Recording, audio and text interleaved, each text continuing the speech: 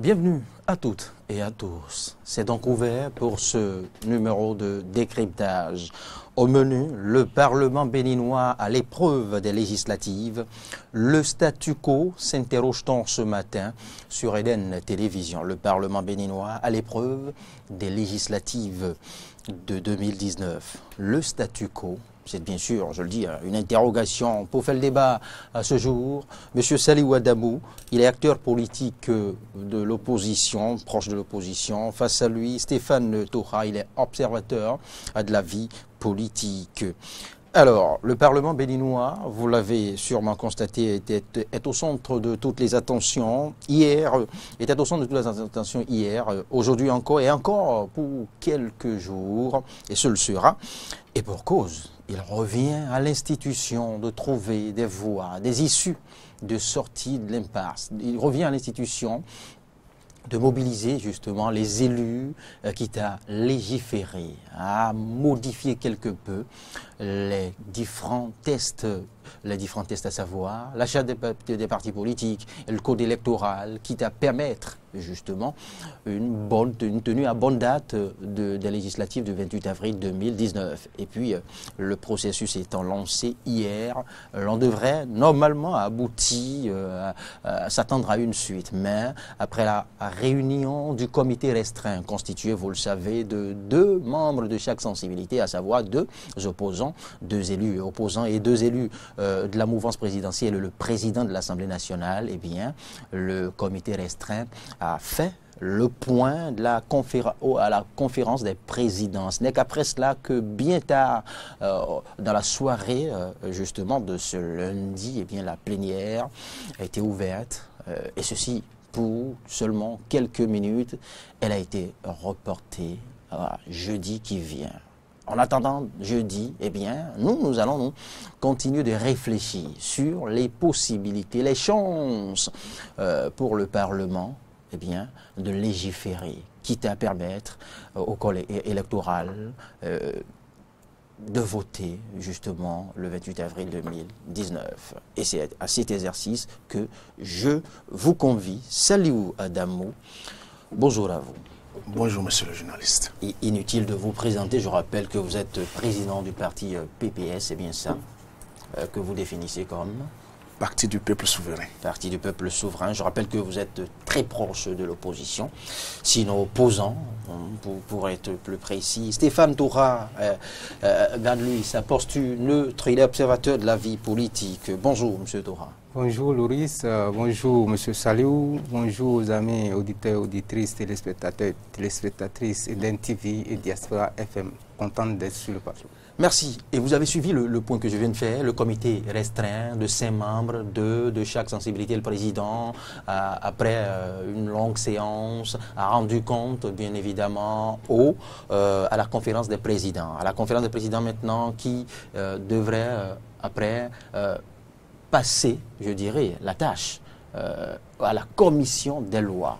Et ce qui a fait qu'à la plénière d'hier, on n'a pas une suite. On n'a pas une suite par rapport à cette proposition qui devrait aboutir justement à ce que l'on appelle la loi, à ce qu'on pourra appeler les nouveaux tests.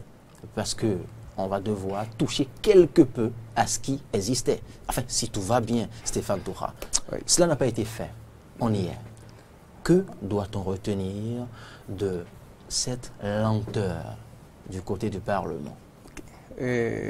Pour aborder et répondre à la question, il faudrait que nous baissions la tension. Et baisser la tension va cadre et fortement avec le thème du statu quo demandé et cherché à éluder ici sur le plateau. Oui, nous sommes tous en attente et nous avons souhaité que la plénière d'hier puisse embrancher par rapport à ce consensus souhaité, demandé.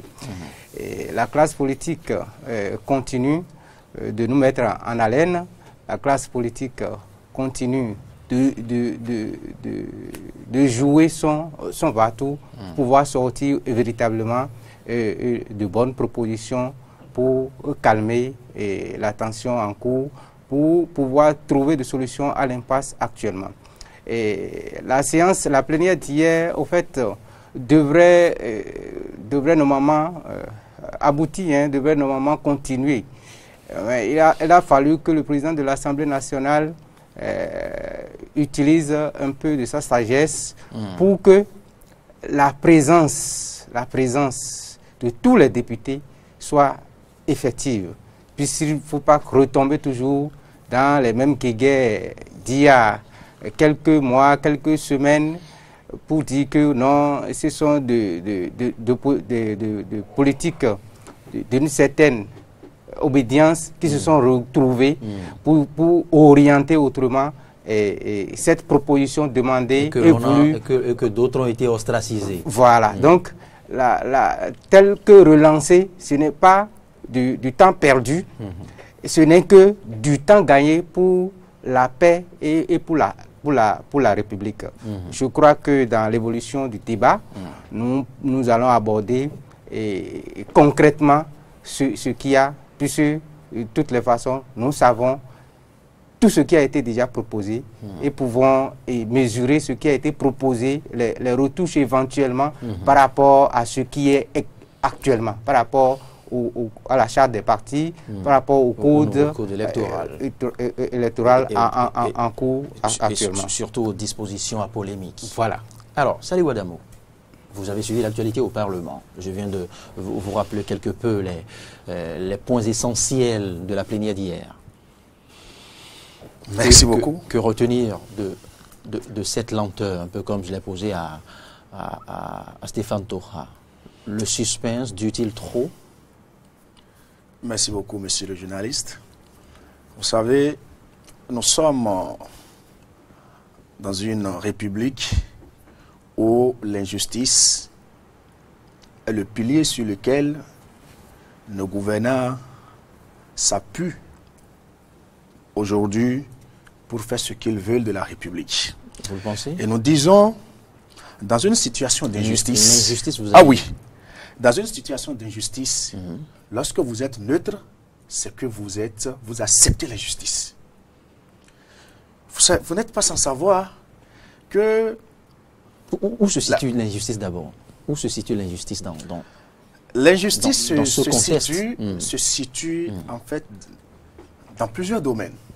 À savoir. Et lorsque nous prenons le domaine de la politique, cette injustice a pris corps depuis l'avènement de la révision ou du vote en fait des lois allant dans ce sens. Je vais parler du nouveau code électoral et de la nouvelle charte des partis politiques où on n'a pas fait un vote inclusif. Les réformes qui sont allées dans ce sens ne sont pas des réformes inclusives. D'où l'injustice. Et cette injustice, les conséquences néfastes de cette injustice, c'est ça nous remarquons aujourd'hui. C'est ça nous vivons aujourd'hui dans la République. Et c'est ce qui a amené le chef de l'État à rencontrer les uns et les autres pour une sortie de crise. Et si cette injustice ne s'était pas installée à l'époque, je crois très bien que nous ne serons pas dans cette impasse politique, dans cette crise politique qui ne fait que durer et que ceux qui doivent chercher des solutions idoines et finir avec cette crise sont en train de contourner, en train de ruser contre le peuple, soi-disant, qui sont en train de nous chercher des solutions idoines. Vous savez, particulièrement, nous n'attendons rien en fait du président de l'Assemblée nationale, parce qu'il faisait partie de ces complices-là qui nous ont mis dans cette crise aujourd'hui. Non, il n'est pas question d'attendre quelque chose de lui, parce qu'il vous savez, c'est lui le chef de l'État à mandaté nationale pour quand même échanger, conduire le processus. Le processus. Et il a une forte responsabilité dans ce processus-là, afin que les résultats idoines attendus soient choses réelles, soient choses effectives. Vous savez, nous sommes dans une république corrompue. Je le dis parce que lorsque vous prenez l'une des citations de Tacite, qui est un historien et sénateur romain, qui dit, je cite, « c'est lorsque la République est la plus corrompue que les lois se multiplient de plus.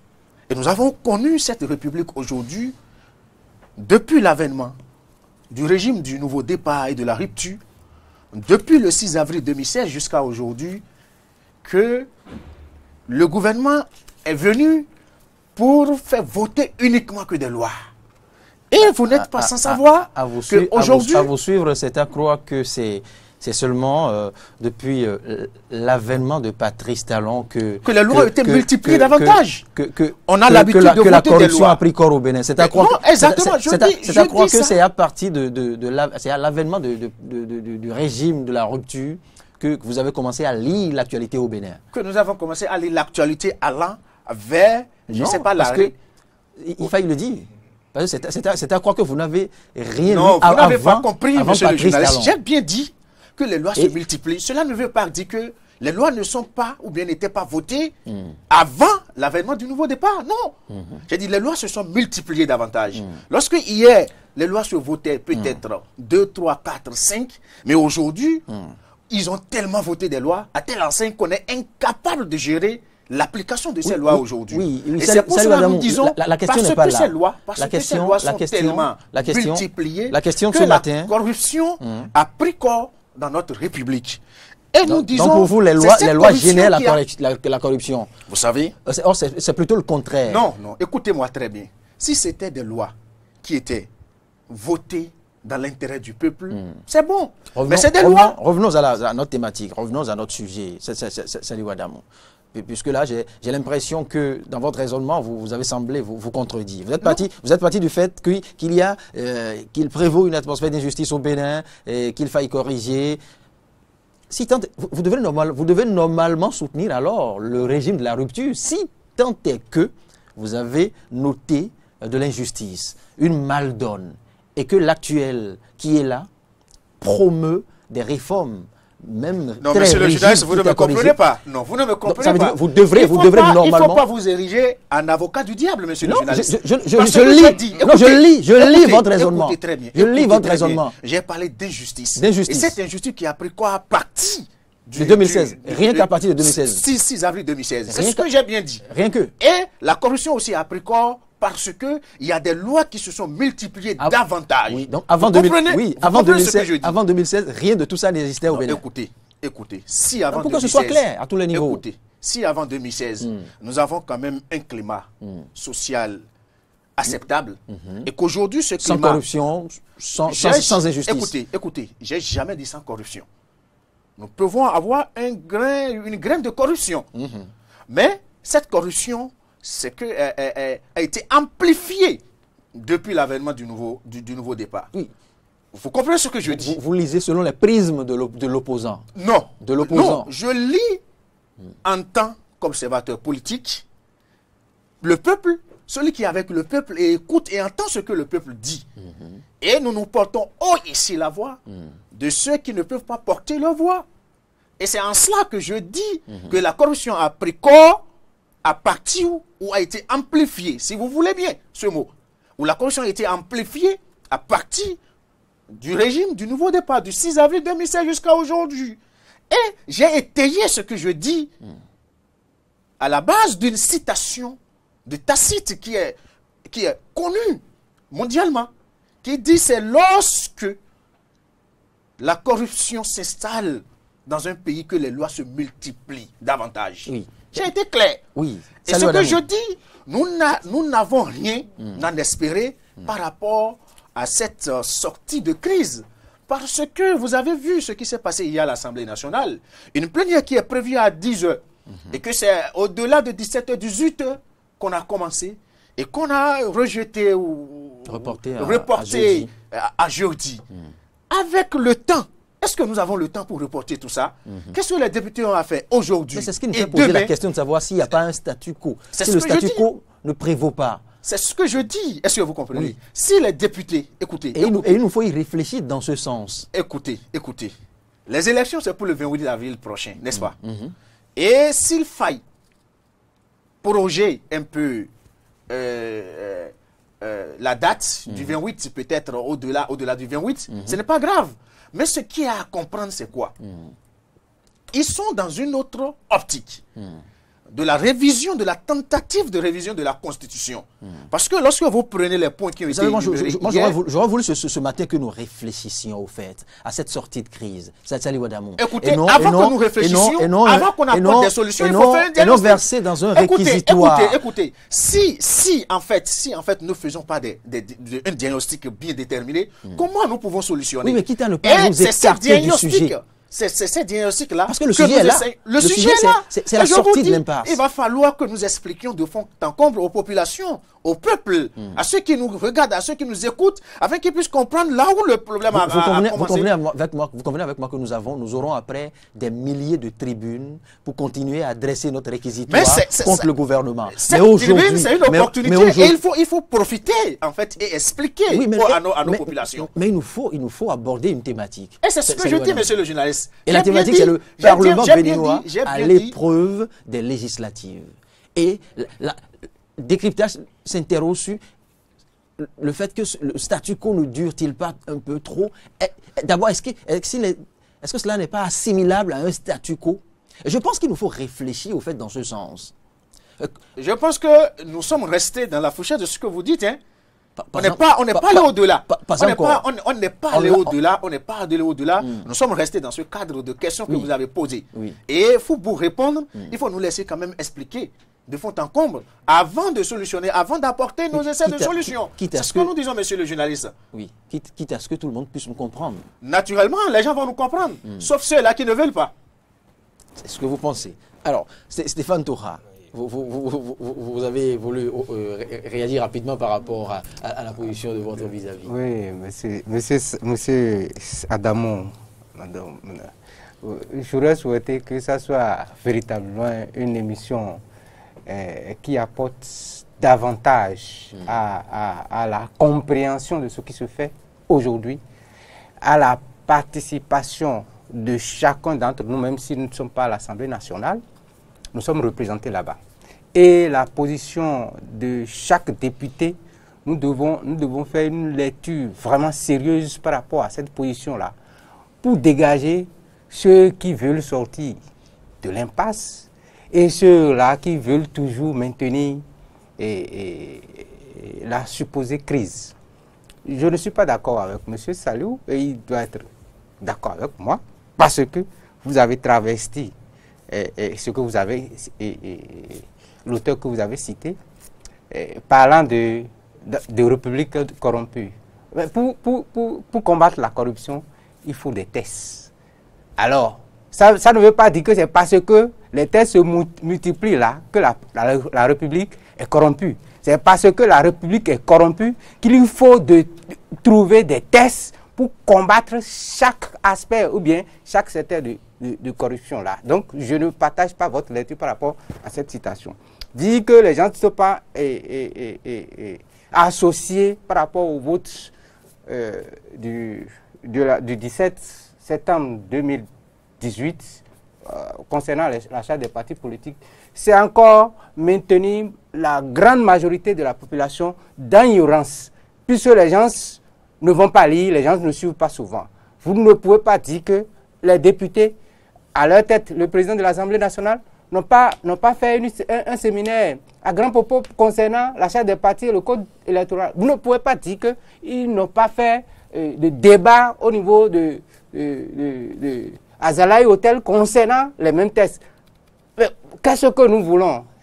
Nous avons dit que nous sommes en démocratie. Et la démocratie, c'est le pouvoir du peuple, pas le peuple. Mais le peuple est représenté quelque part. Donc, disons, les représentants de leurs droits, les représentants du peuple, munis de ce droit-là, ont fait des choses en notre nom. Toujours est-il que, quel que soit ce que nous allons faire, la perfection n'étant pas de ce monde, il y aura toujours quelque chose à dire. Les autres ont débattu, ont lutté pour que leur position passe à un certain moment. Ça n'a pas été le cas. Et nous sommes en démocratie, c'est la majorité. Si nous ne voulons pas que ce dictat de la majorité s'impose, travaillons pour que les autres qui ont une position actuellement, une position tranchée aujourd'hui, puissent avoir une majorité demain et vont faire leur loi. Et toujours est-il que dans cette même majorité, demain, nous serons toujours là à crier pour dire que les lois ne visent pas ci, les lois ne visent pas ça. Donc, sortons de là. Revenons ici maintenant. Voilà, la situation est là. La situation est relancée. Voilà, les gens sont faits de propositions. Pourquoi devraient les députés, ou bien pourquoi la plénière d'hier, les gens n'ont pas commencé véritablement le travail? Les gens n'ont pas commencé véritablement. Et à ma lecture, à moi, j'ai dit, c'est peut-être pour éviter toujours ce que M. Saliou est en train de dire là. Dit que oui, on n'a pas tenu compte, il y a certaines couleurs là de députés qui ont qui veulent orienter autrement les choses que le président de l'Assemblée. Moi, je dis, j'approuve cette position-là. Le président de l'Assemblée, par sagesse, a reporté les choses pour jeudi. On dit souvent, il vaut mieux ne pas se précipiter pour trouver des solutions qui vont perdurer dans le temps. Il vaut mieux prendre un peu plus de temps, surtout que nous sommes en train de tuer le temps. Si on allait respecter les calendriers là, nous sommes en train déjà de tuer le temps. Calendrier électoral. Oui, et la Sénat y tient. Non, mais rigoureusement. C'est notre constitution qui impose à la Sénat de suivre les tests qui sont conformes à cette constitution-là. Donc, le code électoral, l'achat des partis font déjà bloc de constitutionnalité. Donc, la Sénat, sans qu'il y ait un nouveau code électoral, la Sénat va tenir rigoureusement à ce qui est là. Et c'est là où on voit un peu, on lit un peu ceux qui ne veulent pas que les choses avancent. Puisque si vous voulez que les trucs avancent, vous avez lutté, vous avez demandé à ce qu'on vous associe, que votre voix minoritaire qui n'a pas été entendue il y a 6 mois de cela, qu'on entende cette voix minoritaire-là. Voilà qu'on vous donne la pêche. Et puis, le truc là continue. Le clair sombre continue. On ne peut pas être dans une république et fonctionner comme ça. Et c'est à nos autres populations de mettre la pression sur ceux-là, de vouloir à ce que le 28, oui, les élections tiennent. Oui, Stéphane Toura, votre vis-à-vis disait tout à l'heure que l'opposition n'attend rien de ce vote, de cette plénière qui consistera à légiférer justement pour permettre... Je ne voulais pas répondre à ça, vous savez. Mais comme vous avez ressorti, je vais vous dire. Alors là, pourquoi ils nous ont conduits dans l'impasse là?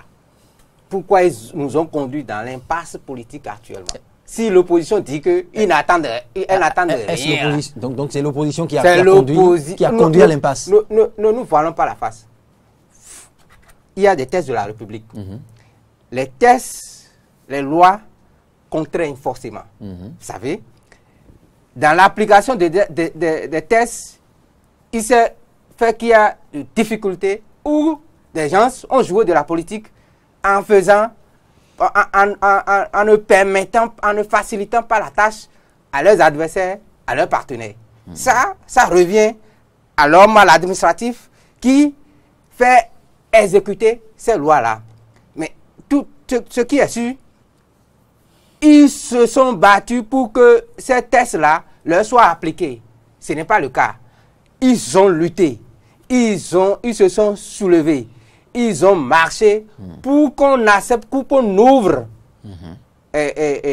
autrement les tests et que chacun puisse aller au vote. Alors, mais pourquoi dites-vous que ces mêmes opposants... Ce n'est pas M. Saliou qui tient le langage. J'ai suivi d'autres députés, des députés de l'opposition qui ont dit qu'ils n'attendent rien. Ils n'attendent rien de ce qui se fait à l'Assemblée nationale. Ont-ils tort Ils ont tort. Ont-ils tort d'attendre quelque chose d'un Parlement à forte dominante mouvance? Vous savez, dans toute république où il y a un Parlement, vous avez toujours une majorité et une minorité. Mais alors... Maintenant, vous n'allez pas dire parce que les autres sont majoritaires, c'est pour ça que tout ce qu'ils vont faire là, ça va pas aller dans l'intérêt de la population. Ils sont majoritaires, mais ils sont d'abord citoyens. ils sont majoritaires et ils sont d'abord citoyens. Et dans le jeu politique, ne demandez pas à celui contre qui vous luttez là, de vous rendre la tâche si facile. Non, même en matière économique là, même en matière économique là. Donc vous le dites déjà de manière insidieuse que cette majorité, la concurrence là, que cette majorité peut ne pas leur rendre la vie facile. Mais vous avez fini par le dire. On les avait laissé faire des propositions. Ou bien, et les gens qui sont, les députés de la majorité n'ont pas fait de propositions à ce que je sache. Ils ont dit, puisqu'ils n'ont pas de problème. Enfin, non, ce n'est pas parce à en croire les cadres de l'Union progressiste, ils n'ont pas fait de proposition parce qu'ils n'ont pas de problème.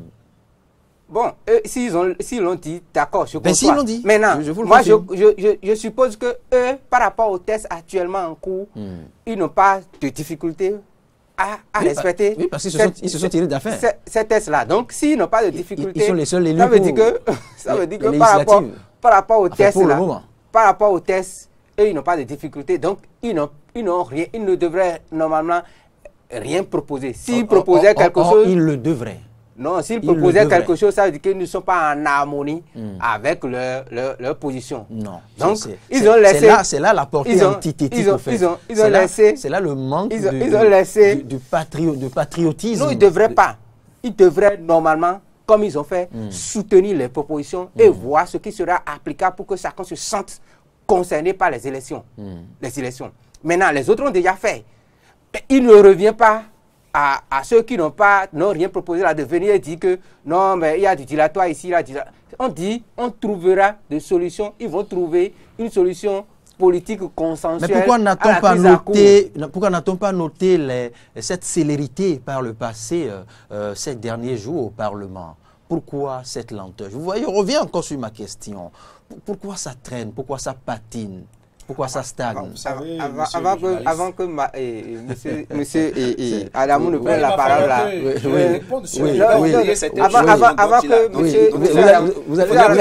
Vous allez revenir. D'accord. Cette lenteur, je vais vous dire ceci. Concernant spécifiquement, il veut réagir par rapport à... Je veux donner 2 mots, il a le temps de réagir. À certains détails que vous avez Je veux donner 2 mots. Les gens sont dit que les députés se sont retrouvés nuitamment pour voter des lois, n'est-ce pas? Et que parce qu'ils se sont retrouvés nuitamment pour voter des lois, ce sont des lois là, votées nuitamment, qui sont difficiles à appliquer en plein jour. En journée. Ou bien. Oui, c'est des aberrations que nous avons lues sur les plateformes. Oui. Maintenant, on leur a tendu la pêche. Il faudrait qu'on dise la vérité à ces opposants-là. Très bien. Merci beaucoup, monsieur le journaliste. Vous savez, et moi, je vais répondre directement à monsieur Stéphane, qu'il est un mouvancier, n'est pas un neutre. Parce que, comme j'ai l'habitude de le dire, acceptons nos responsabilités. Non, acceptons nos responsabilités. Nous sommes tous des adultes. Et que les gens nous écoutent. Et lorsque les gens vont faire des analyses, ils vous diront certainement que vous êtes... un mouvancier bon teint, mais vous essayez de vous contourner. Ce n'est pas bien. Parce que lorsque vous défendez un régime, acceptez quels que soient les défauts du régime, acceptez et continuez. Nous ne défendons pas le régime parce que le régime est contre le peuple béninois. Et raison pour laquelle nous ne défendons pas ce régime. Monsieur le journaliste, il y a des contre-vérités que mon interlocuteur vient de sortir. Même si le numéro 1 a dit sa volonté de rendre cette élection inclusive. Non, vous savez, le fait de dire, vous savez, il y a deux choses. Vous l'avez entendu. Je l'ai entendu. Je l'ai entendu, il a dit. Et moi, je m'en tiens à ça. Mais il y a deux choses qu'il faut comprendre. Il y a la théorie et la pratique. Il y a la théorie et la pratique. Bien sûr. La théorie, elle est tellement facile, mais la pratique, c'est ça. Donc, et la théorie, c'est ça qui nous a amené les députés. C'était une stratégie. C'était, je ne vais pas employer le mot ruse, mais en quelque sorte, quelque chose du genre, pour berner davantage le peuple, pour faire avaler davantage au peuple la couleuvre qu'ils ont l'habitude de le faire. Monsieur le journaliste, mon interlocuteur Stéphane a dit quelque chose tout à l'heure que j'ai extraverti la citation de Tacite. Non, c'est lui qui l'a extraverti. Parce qu'il dit quoi? Que seul lorsque la corruption prend corps dans une république, que les lois se multiplient. Ça veut dire quoi? C'est que lorsqu'on vote des lois de temps à autre, tous les jours que Dieu fait, on vote. C'est pour rendre davantage, pour amplifier davantage la corruption. Celui qui est extraverti et ceux qui l'ont étudié vont nous départager. Vous savez que la lecture aussi de cette toute assertion est discutable. Est discutable. Je le lui concède. Ça, ce n'est pas un souci. Mais il n'a pas, en fait, le droit de me dire que j'ai extraverti. Est-ce que vous comprenez? Chacun l'appréhende selon son prisme. C'est vrai, mais l'esprit de la citation, c'est ça. Je viens de le démontrer. Il peut dire le contraire, ce n'est pas un problème. À l'université, nous, on nous l'a appris. Et l'esprit de la citation, c'est ça, je viens de le dire. Maintenant, s'il a un esprit ailleurs, ou un esprit contraire à l'esprit de la citation... Allons au-delà de la dissertation. Maintenant, il dit que c'est l'opposition qui nous a conduits dans l'impasse. C'est pour cela que je dis... C'est un mouvancier bontin et nous allons leur répondre. Parce que si aujourd'hui nous sommes à cette étape, nous sommes dans cette impasse politique, dans cette crise politique, c'est la faute aux députés de la majorité présidentielle. Il a dit qu'on a fait des séminaires à Grand Popo. Qu'est-ce qu'il vous le fait dire? Écoutez, il a dit qu'on a fait des séminaires à Grand Popo, on a fait ci, on a fait ça. J'ai dit, ça c'est la théorie. Ça a été fait. Et tout ça, nous prenons tout ça comme des écrans pour bluffer le peuple béninois. Afin de dire que vous aviez quand même... Mais en son temps, vous n'avez pas réagi. On a réagi. Nous avions réagi sur toutes les chaînes. Même on a sonné, on a tiré la sonnette d'alarme sur les mauvaises réformes.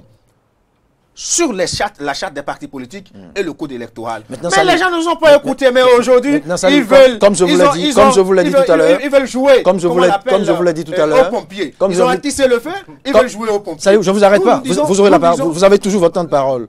Comme je vous l'ai dit, vous savez, optons pour le nécessaire avant l'agréable. Naturellement, ce que nous voulons, c'est comment faire pour sortir de l'impasse. Alors, revenons à ça. Vous savez, il y a des propositions qui ont été faites par... les partis politiques à l'Assemblée nationale. Seuls les deux blocs n'ont pas fait des propositions, mais ont suggéré, ont fait des suggestions. Vous savez, si nous sommes dans une république où vous êtes favorisé par une institution, les conséquences, c'est ça. Parce que aujourd'hui, aujourd'hui, tout le monde a vu et tout le monde a su que les deux blocs ont été favorisés. Et le président de la Sénat l'a répété. Non, il a dit, je répète ce qu'il a dit exactement. Non. Il n'a jamais dit que les deux blocs ont été favorisés. Écoutez, qu'est-ce qu'il a dit? Nous avons les extraits là. Qu'est-ce qu'il a dit? Il dit que non, si on a accepté ces deux blocs, c'est parce que ces deux blocs ont fait des fautes légères, des fautes mineures. Vous savez, moi je ne sais pas quelle différence il y a entre faute mineure, légère et faute, ou une grande faute. Ça, je ne sais pas.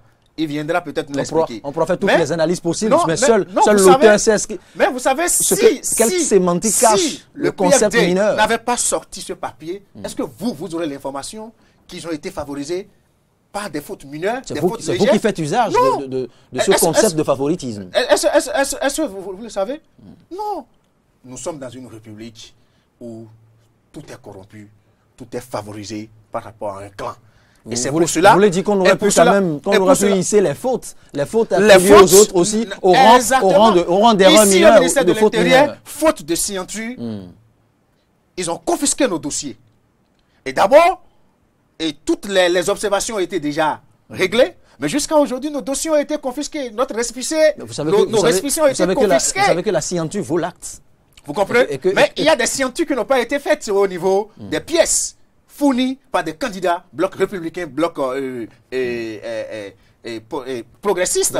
Mais le chef de la Sénat, le président de la Sénat a dit non, c'est des fautes légères, c'est des fautes mineures. Il faut dire la vérité à la population aujourd'hui. Il faut dire la vérité aux uns et aux autres pour qu'on puisse comprendre que nous sommes dans une république où il faut arrêter ce qui est en train d'être passé. Sinon, si on continue avec cet élan, ça va davantage créer de problèmes. Je pense qu'à l'avenir, il faudra une sorte d'erratum pour préciser, pour catégoriser les fautes mineures et les fautes majeures l'heure. Naturellement, non, je pense qu'à l'avenir, on va essayer de voir. Je pense qu'il va y avoir un tableau. C'est celui qui a créé la République des fautes légères, des fautes mineures, qui pourra nous aider dans ce sens-là. Maintenant, nous avons fait des propositions. Ça va beaucoup aider dans le débat. Dans les débats. Nous avons fait des propositions. L'USL a fait des propositions. Le FCBU a fait des propositions. FCBU, RE, conjointement, ont fait des propositions, etc. Moi, je sais que les trois partis politiques de l'opposition que nous avons, ce sont ces trois partis politiques, RE, USL, FCBU. Si d'autres ont vu aujourd'hui que la manœuvre ne prend pas et qu'ils doivent se convertir en opposition, bon, c'est pas grave, c'est leur choix, nous sommes en démocratie. Maintenant, ce que nous disons, monsieur le journaliste, pourquoi voulez-vous fermer la porte de l'opposition à certains? Non, j'ai jamais dit ça. On est en démocratie. Ils sont libres. Non, ils sont libres de le faire. Ils sont libres de le faire. Je vous laisse poursuivre. Nous avions fait des propositions et ce qui va être voté ou pas à l'Assemblée nationale, on a eu une proposition hier. Et lorsque vous prenez ça, je vais vous lire la dernière, la dernière page. La dernière page, au niveau de la révision de la Constitution, on dit, article 80, alinéa 2 de la Constitution, lorsque le renouvellement à bonne date de l'Assemblée nationale est compromis par des menaces graves à la paix sociale, l'Assemblée nationale peut proroger le mandat en cours d'un délai qui ne peut excéder 45 jours par un vote 5 sur 6 des députés composant l'Assemblée nationale. Vous savez, il ne faut plus revenir sur la question de la révision de la Constitution. On peut trouver des solutions très fiables. Vous n'êtes pas sans savoir que... Mais il y a des dispositions qui remontent à la loi fondamentale. Écoutez-moi. Vous êtes d'accord? Écoutez-moi.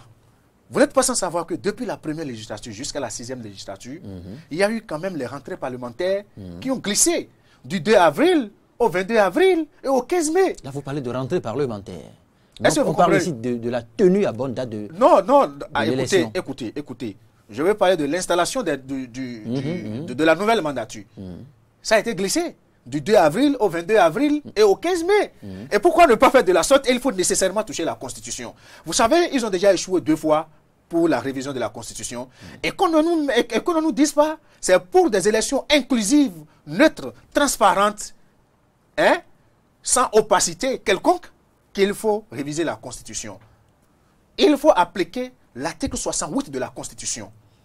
C'est facile, c'est clair. Oui. L'article 68 de la Constitution, si vous voulez, je vais vous le lire. Mais si vous ne voulez pas, les articles 68 et 69, les articles 68 et 69 suffisent déjà pour régler ce problème-là. On n'a pas besoin d'aller toucher la Constitution. Parce que lorsque nous allons toucher la Constitution, on aura une nouvelle république et le président Talon fera de ce pays ce qu'il voulait depuis fort longtemps en essayant de toucher, de déviager notre constitution à deux reprises. N'est-ce pas là une lecture d'opposant? Non, ce n'est pas une lecture d'opposant. Parce que le chef de l'État, il disait même à l'époque, lorsqu'il était avec les partis politiques qui sont à sa solde, qu'est-ce qu'il disait? Je voudrais qu'on édulcore quelque peu les concepts. Les partis qui sont à sa solde, ce sont des... Bon, c'est les partis pro-talon, n'est-ce pas? Les partis pro-talon. Je préfère par exemple ce concept. Ah, donc c'est le mot solde là qui gêne un peu. Oui, ok, les partis pro-talon, lorsqu'il était en train d'échanger avec eux, il dit même, si c'est pour aller vers la révision de la Constitution, il est d'accord. Il a dit.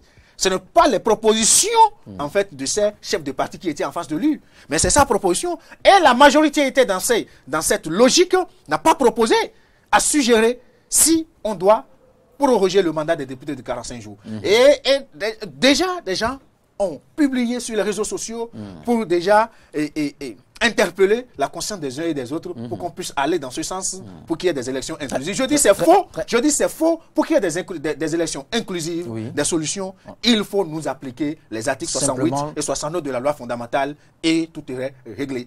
Une fois de plus, il n'y aura pas la révision de la Constitution. Stéphane Tora. Oui, monsieur Zadamo, je vous ai suivi religieusement et je vais, à l'entame, je vais vous dire que dans une république, il faudrait qu'il y ait des neutres, n'est-ce pas? Parce qu'on a constaté que ceux qui devraient jouer... Des vrais neutres? Un neutre, c'est un neutre. Non. Il y a des faux neutres. Dans une république, dans notre république ici, ceux qui doivent normalement jouer le rôle de neutre, vous voyez ce qu'ils sont en train de faire? Une partie? Non, ce n'est pas une partie. Vous voyez ceux qui doivent jouer le rôle de neutre, ceux qui sont en train de faire... Non, il me pose une question. Est-ce que vous parlez des organisations de la société civile? Est-ce que vous parlez des religieux? Salut madame, on le laisse finir. Il me pose une question. On le laisse finir. Non, la question c'est moi, je la pose ici. Allez-y. Donc ceux-là, à qui on devrait avoir foi,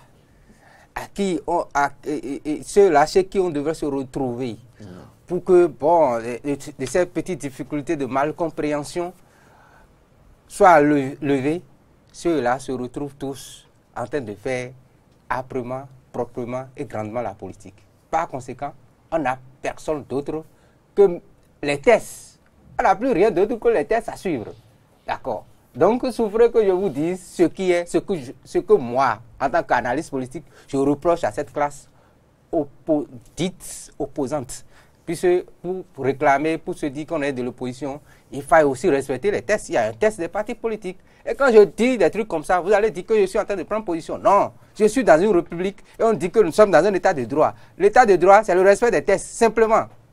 Donc, vous respectez les tests et on vous respecte. Vous ne respectez pas les tests, on vous amène à les respecter. C'est ce que je compte vous dire, puisque vous me classez déjà quelque part. Mais ce n'est pas, je suis citoyen, et quand la République sollicite, ou bien on tente de trouver des solutions pour la paix de la République, souffrez que le citoyen parle et dise ce qui ne va pas.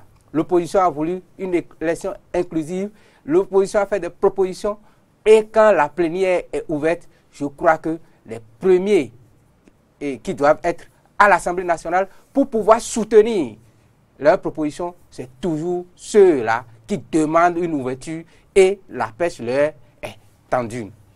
Pour dire quoi? Toute proposition, parce que vous semblez encore rejeter vos propositions, le consensus qui est en train d'être trouvé par les dérogations, les propositions de dérogation, vous êtes encore en train de combattre ça. Et ce n'est pas votre langage. J'ai dit que j'ai suivi d'autres députés qui ont tenu les mêmes langages. Et moi, je me dis, est-ce que monsieur l'honorable Éric Koundété, l'honorable Gabayaya, qui sont dans la commission de proposition là, ne vous représentent plus?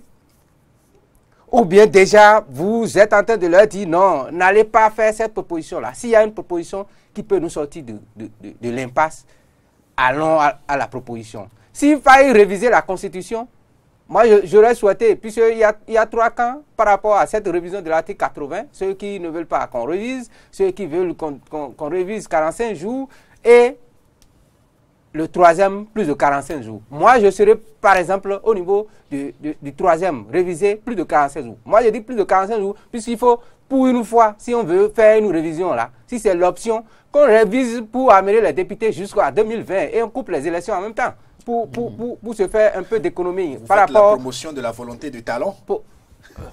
Je ne pas faire la volonté de talent. Je fais la promotion de ma propre... Poursuivez. Je fais ma propre volonté. Vous savez, nous sommes dans un pays où les gens croient que en dénonçant ou bien tout le temps en disant ce qui n'est pas là, que c'est ça qui est la vérité. Non. Ils ont dit, le ministère de l'Intérieur est jugé parti. Or, depuis toujours, le ministère de l'Intérieur est dans son rôle. En suivant le séminaire de Grand Popo, il a été question de ce qu'on confie la gestion des partis politiques à la Sénat. Les opposants sont allés sur tous les plateaux pour dénoncer ça, pour dire non, il ne faudrait pas qu'on encombre la Sénat. Maintenant que même la société civile a dénoncé ça, et demander à ce qu'on maintienne la gestion des partis politiques, la délivrance de récipients et autres là, au niveau du ministère de l'Intérieur. Ce sont les mêmes aujourd'hui qui reviennent pour dire que le ministère de l'Intérieur est jugé parti et puis il est en train de faire de la politique politicienne. Maintenant, qu'est-ce que nous voulons concrètement? Est-ce que nous voulons aller de l'avant ou bien nous maintenir dans l'ère de la pierre là, pour que le développement soit à chaque fois compromis? Non, avançons. S'il ne fallait pas réviser une constitution. Maintenant, le 28, et avançons. Puisque vous proposez, vous êtes en train de demander au président de la République, vous voulez diriger le pays dans la main du président, dans la main de celui à qui le peuple a donné pouvoir de gouverner. Vous voulez que le président fasse comme vous le voulez. Alors que, attendez votre tour et vous allez le faire. Puisqu'on vous a aussi vu dans ce climat-là. Merci beaucoup. Merci, ce débat s'en va finir. Salut Adamou, votre mot de la fin. Merci beaucoup, monsieur le journaliste. Même si on n'a pas eu de temps pour faire réellement le décryptage, comme vous le dites. Oui, parce que le réquisitoire vous a pris tout le temps. Donc, merci beaucoup, monsieur le journaliste. Mais je vais finir en répondant à mon interlocuteur parce que il égratigne toujours un certain nombre de choses sur son passage. Vous savez, vous aviez jeté de l'opprobre sur l'opposition à chaque fois que vous parlez. Ce n'est pas grave, vous êtes dans votre posture, vous êtes dans votre rôle de mouvancier et de défendre le chef de l'État, on vous le concède. Vous savez, vous aviez dit que nous avions fait des propositions. Est-ce que, dites-moi, parmi les 3 partis politiques de l'opposition, qui a proposé qu'il y ait révision de la Constitution, parmi les propositions? Il n'y en a pas. Et vous dites que c'est nous qui avions fait ces propositions et tout ça. Et vous semblez dire maintenant qu'il faille même proroger le mandat des députés jusqu'en 2020. Est-ce que vous comprenez? Non, ça a été dit lors de la dernière révision de la Constitution. Et on a été contre. Et le président de la République devait aller au référendum, mais il a dit non. Merci. Qui ne va pas aller qu'on appelle au référendum. Maintenant, je vous dis, monsieur le journaliste, pour finir, nous voulons qu'il y ait réellement une élection inclusive, transparente, une élection libre, parce que, hors de nos frontières, les Béninois aussi ne sont pas contents de la gestion de ce régime. Raison pour laquelle nous avions fait des propositions. Et lorsque vous êtes un chef d'État, vous devez accepter un certain nombre de choses, concéder un certain nombre de choses, et ne pas concéder un certain nombre de choses, parce que nous avons l'habitude de le dire, que le faible du pouvoir, c'est de vouloir montrer à tout prix sa force. Nous savons qu'il a le pouvoir. Nous savons qu'il a le pouvoir, mais il ne faut pas en abuser, parce que si aujourd'hui c'est les actes, demain c'est les comptes. Il est le garant du respect des textes. Il est le garant, respect. Mais pour finir, il disait qu'on ne respecte pas les tests. Merci, les démocrates, ce sont les opposants. Merci. Si on ne respectait pas les tests, ce pays allait déjà basculer. C'est parce que les opposants respectent correctement les tests. Et nous disons respecter les tests. Les lois que vous nous faites voter, il faut les respecter, afin que les opposants et les autres peuples puissent respecter aussi. Je vous remercie. On va permettre à Stéphane Toura de conclure. Oui, bon, vous savez, nous sommes dans un pays spécial, et il faudrait que nous en appelions à l'esprit patriotique et à l'esprit de citoyenneté de chacun et de tous. Que ceux qui doivent agir sur les tests pour que nous sortions de l'impasse politique fassent vite pour que nous allions aux élections. Puisque tout le monde attend pour aller aux élections. Parce que les récriminations de ce que tel n'est pas bon ou bien tel autre est bon, qu'on laisse ça. Et que ceux qui font des propositions soient aussi sincères et honnêtes avec la République. Qu'on ne fasse pas de politique dans la proposition qu'on fait là, et qu'on retourne en arrière et commence pas à crier pour dire que voilà. Non. On connaît les gens qui sont commis pour faire des propositions. Ils ont mis ensemble les propositions et ça a sorti quelque chose. Très bien. Et ces dérogations trouvées ont eu des conséquences. Peut-être revoir un peu les trucs pour que le pays marche et que nous entamons autre chose que les merci critiques et Stéphane Toura, merci politiques. Salihou Adamou, merci pour la disponibilité pour vos différentes lectures sur ce sujet. Retenu au menu du décryptage ce matin, le Parlement béninois à l'épreuve des législatives, le statu quo, c'est bien sûr une interrogation, vous l'avez constaté. Merci pour votre disponibilité. Rendez-vous les semaines à venir pour d'autres points de vue, pour d'autres lectures et pour d'autres réquisitoires de la part de Salihou Adamou qui c'est bien le faire.